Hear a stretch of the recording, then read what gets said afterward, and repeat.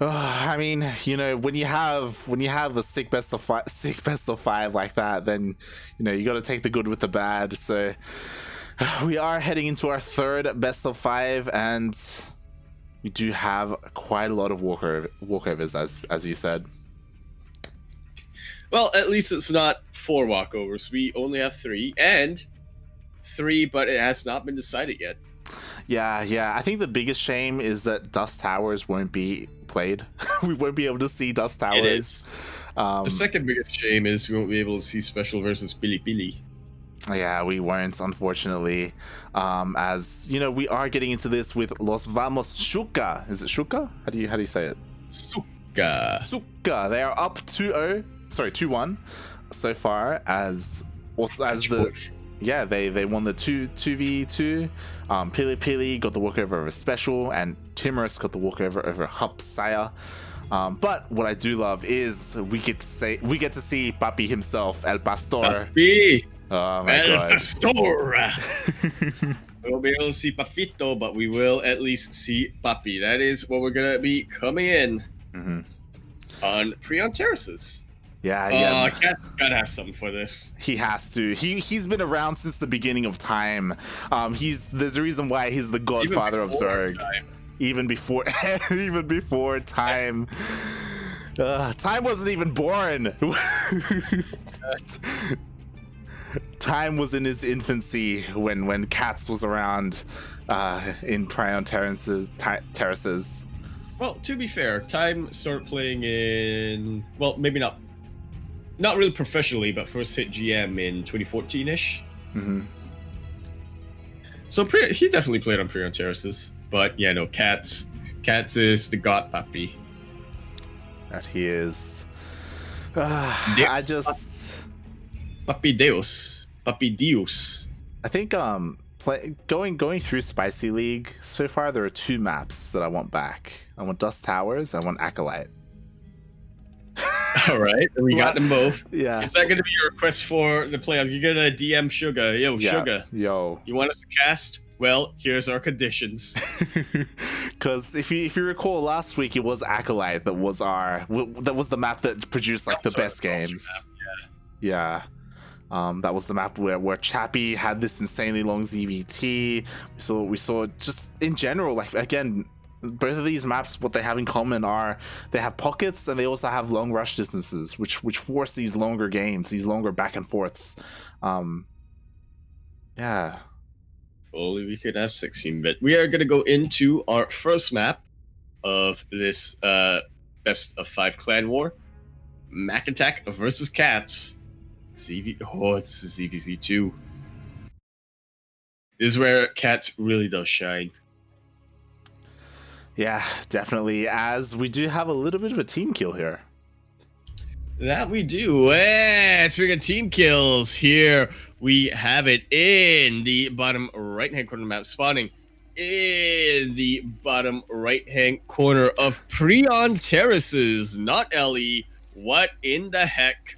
What in the bottom right corner of the map, spawning in the bottom right-hand corner, it is representing Root Gaming all the way from lands of the America. He is going to be playing for Team Better Than Jarod himself. It is McIntyre.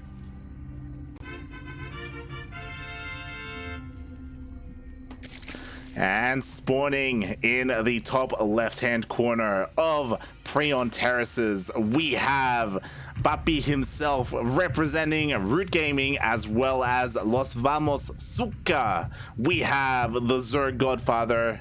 It is Cats.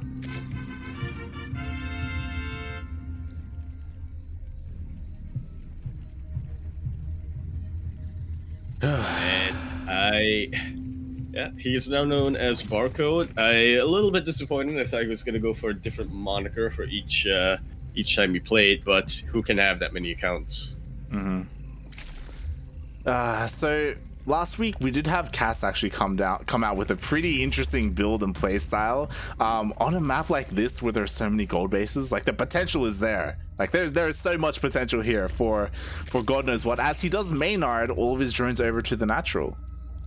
Smart move, if I do say so myself. Yeah, exactly. I love Kuro is this. watching. Of course she's watching. Of course she tuned in just for this. She looked at the maps this week and she's like, "Oh, I need to get in on this." Like, someone crew, please, and she'll just jump in and then cast. Doesn't even matter. You know what's interesting right now for Cats is he is only mining off of 1 gas. He wants some minerals more than anything right now. Not quite going into Ling speed yet. Yeah, a little bit surprising here. No Ling speed for Cats. He's gonna go super greedy? We'll see, as we do have McIntyre getting an Evo chamber behind this. We could see a +1 melee, which could lead to a Ling flood, which again could work, especially because you do have these gold minerals. McIntyre already taking his 3rd base as well. Of course, it's at the gold. Of course. I mean, what else? What are you gonna do? You know, like. Well, you know, it's a vertical turret, so you know, as Cats decides to go there himself. Yeah, a little bit later of a 3rd compared to McIntyre, but Cats, I'm curious again that he delayed his speed because he prioritized minerals, and he's going double Evo chamber. Okay. Interesting. +1 is already on the way for McIntyre, but he is playing it a little bit conservatively. He knows that he wants to saturate these bases before going in for a major flood. Will that be too late, though? We'll see. McIntyre, he does have his 3rd on the way, and he's getting a macro hatch as well. Oh my, 2 macro hatches, and this makes so much sense because you have so many minerals coming in. You need the larva. You need the larva if you're going to Ling flood. That, in fact, you do. That is going to be the bottleneck here, and Cat is going to be prepared for this. He will have the defender's advantage. It's a fairly long rush distance, but I don't know. Like I'm doubtful. He doesn't see this. He doesn't see this. He doesn't see this at all, and I love this Maynard from McIntyre. Now that he has the gold base, the 3rd gold, he needs to make sure he prioritizes saturating that base instead. Meanwhile, Cats, he is working on his 1-1. It will be delayed, and there's still no Baneling Nest. Oh, never mind. He's making a Baneling Nest. Okay. Baneling Nest, yeah. But his Lings are going all the way across the map. He is just trying to find an opening here. He thinks that he's the aggressor light. Yeah, and he should have clicked on the Lings of McIntyre, and again, there's no tell just yet as none of the upgrades have finished, so he doesn't know that a Ling flood is coming. But he's actually trading fairly well. Oh. Yeah, surprisingly, but defender's advantage, man. It is really good. McIntyre comes in with some quick reinforcements and will be able to chase Cats away. That he will. Meanwhile, McIntyre can get in. Yeah, the Lings do get a couple of worker kills at the 3rd base of Cats. Cats has opted not to Maynard his 3rd, which is a little bit surprising. So McIntyre does have the economic advantage at the moment. That he does. Cats is now going all the way across the map. Look at how many Lings are being produced right now from McIntyre. Yeah, and +1 is done, so McIntyre is going to be able to win this Ling fight, and he should be able to get us around on these Banelings. It's going to be close, though. Will the last one finish? It will. Oh. Skadoosh. And that's a lot of Lings from McIntyre that are just not here anymore. The army supply still does favor him, but the upgrades are about to favor Cats. And again, defender's advantage. It's really good, especially when there are Banelings. Yeah, but it looks like one of the queens will go down for Cats. He's forced to evacuate. One of these Banelings will not be able to get in quite yet. Another queen goes down for Cats, and making good use of body blocking, but it doesn't seem to be enough. Yeah, There's one of the Banelings way does too many links from finish up. McIntyre. Those macro hatcheries were such a good move. Yeah, definitely. As well as Maynarding for the 3rd base as well. He's being as efficient as he can be, making more and more Lings. 22 on the way. Cats, I don't think he really knows the situation that he's in, and he finally Maynards his 3rd base, but I feel like he needs more Banelings. But it's his only hope at this point. He just does not have the production to keep up with what McIntyre has.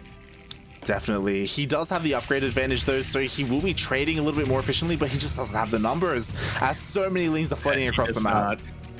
And that it is. These Banelings are just not positioned in the right place, and they're slow Banes, and I think they actually just got taken out. Once again, McIntyre going to be trying to get these Zerglings, or no, these drones as they transfer over.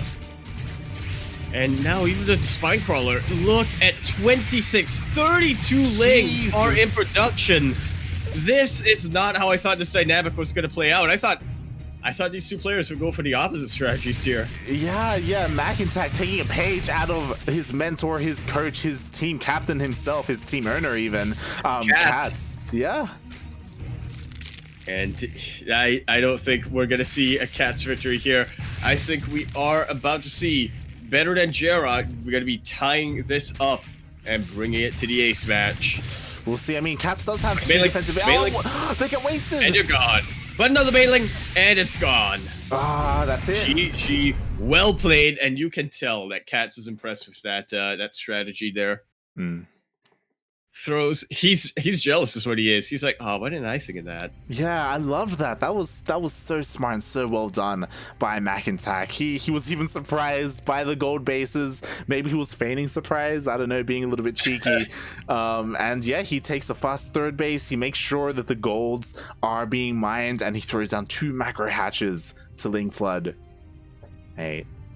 Mate. And now we are gonna go on to the ace match. And Light, I gotta say, on the one hand, I'm glad that we're getting this map for the first time today. But on the other hand, I'm a little bit, I kind of wish that it was a different matchup on this map, because we are going into New Gettysburg, which, to me, this is the Bjorn map. Frost, was another map that he kind of made his own, but New Gettysburg was the map that I remember Bjorn really dominating on. Yeah, and as you say that, are we gonna see Frost at some point as well? Like, are we gonna see more of those ice maps? There were 2. There was Frost and there was another one. I can't quite remember the name, but yeah, I do kind of miss that. Those snow ice like aesthetics that we used to have. They used to be a little bit more common. They were, and I think a lot of people got a little bit sick of that. True. I think what happened was it was the first mission in Heart of Swarm ?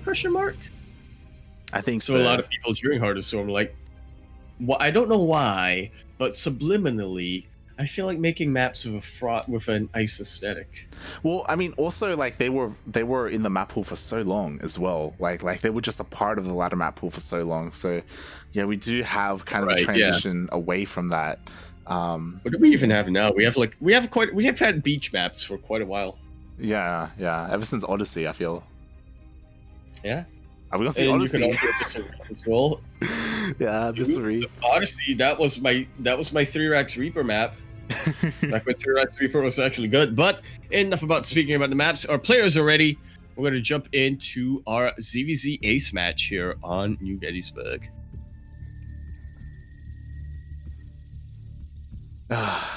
Jesus Christ. I love it. Each time we load in, it's like a blast from the past, especially since this is the first time we're actually casting this map. It really is. I remember hating this map because I was in Silver League. But then I realized, oh wait, big maps, they're not bad. And so we get big maps not being bad. Here we have it spawning in the bottom right-hand side of the map, spawning in the bottom right-hand side of New Gettysburg, LE.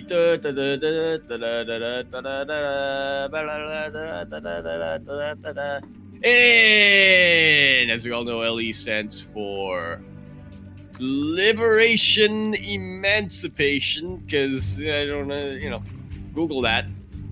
He is going to be our Greens playing for the Los Vamos Suka.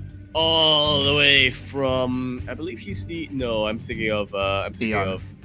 Yeah, I'm thinking of Eon, who's the Costa Rican. Mm-hmm. He is, I want to say America, Canada, one of those places. It is. Pardon me. It is Igor.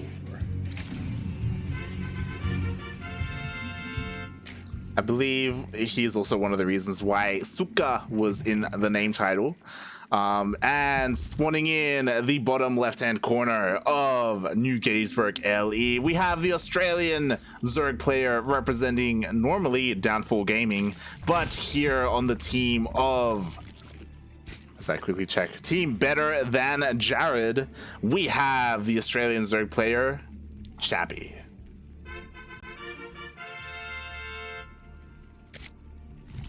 right, yo.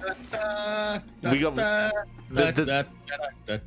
there's a lot to talk about. Okay. So, oh my god, these maps are so interesting. So we have islands, but we have islands with flyer blockers. Or what were they called? They're like air blockers. They're like, yeah. So that means like overlords, overlords and mutalisks, like they just can't move through it. They just block air units from being able to maneuver through them. So it was an island base, but it was also like a pretty defensible island base. It really was very these choke points just are so defensible against harass. And I actually have to wonder if there was ever a player who actually really took them consistently. I think TY was the only one. The other thing, of course, is that while it is a massive map, both players spawn on both players spawn on the south side, so it's not a very big rush distance. Yeah, and again, like when it comes to the other like Terran and Protoss, it is really common to block off this really thin bridge, but in a ZVZ that isn't really the case, so they are left open. Yeah, so it leads to like more aggressive more like games out of this matchup specifically. Gonna have to take the when ZVZ you can take the short way around, the other matchups the long way around. But it actually reminds me of another map that I wish we will be able to see in the Spicy Team League, Arena. I was about to say Arena. Like, this is what this reminds me of. Oh my god. I hope we don't see it. That was... I hated that map when I played it, but again, I was also silver at the time. I don't think anyone liked it, to be fair. I mostly remember... I like it now because I mostly remember it as being the map that CranKy won. While he was playing StarCraft at the same time. Exactly. That's the map where he played Hearthstone at the same time. Oh my god. That's probably like what I remember it for. Like for days to come. Like that's the map that he played. That and the fact that it looks like a marauder at a urinal. I don't know about that one. I don't know about that one. All right, Igor gonna be being more aggressive this time. Gonna be using this choke point, but there is a problem with choke points. They are choky. These Banelings are gonna be able to chase the Zerglings of Igor away. They're gonna have to take a long way home, as they don't quite trust these Banelings to not be here. I would love it if Chappie just researches. That's a pronunciation. Researches Burrow. Yeah. And again, kind of like Arena, there is a very long way around. The rocks can be taken down in the late game to make more attack paths open up, but until then, we most likely won't see that, especially in this matchup in the ZVZ. As so far, both players are just kind of being a little bit aggressive with their Lings. Chappie with a much later Roach Warren, actually, compared to Igor. Yeah, and this will be going for the earlier +1 range, but as we've known from Roach Wars, upgrades don't matter nearly as much as numbers and positioning. What is that Queen doing there? Hello, Chappie? And this is a choke point. No, Chappie. No, Chappie. Oh god, Chappie. Is it gonna be Chappie? Is he gonna be able to get some of them? No. Skadoosh. The warning sights were all there, man. Yeah, and the roaches are out. Chappie. Oh, Igor, just gonna have so much momentum here. Yeah, but defender's advantage. The roaches are late for Chappie, but they are finally on the way, so they will be here in time to defend against the roaches of Igor. Meanwhile, more and more Lynx and roaches are flooding across the map through that tunnel, through that short bridge, and we'll see if Chappie is able to get enough roaches out to hold. Not quite yet. Gonna have to pull the boys here, and there aren't even Banelings, but they are just melting the roaches as they can kite very, very easily on creep. To be fair, he can afford to lose workers as he is ahead in the drone count. That's kind of where his focus was, which is why he's down when it comes to army supply. So far he's still ahead by what, 11 workers? Something like that. 10 workers now. Yeah. Another transfer really coming in here, but this time Chappie is doing a pretty good job of defending. Yeah, so far so good. He is forced to evacuate his third base, but as long as he keeps it alive, he should be good. As so far Igor hasn't dealt nearly enough damage as he needs to. Not quite yet. The queens have gone down. There is still a single roach here, but will be cleaned out here for Yeah, and I Chappie. do love this. The Lings went all the way around for Chappie, and they're going to hit the third base of Igor. That they will. Good concave coming in from Chappie as well. And the Lings, they're just taking out the third base, and that is absolutely something that Igor needs. GG is called.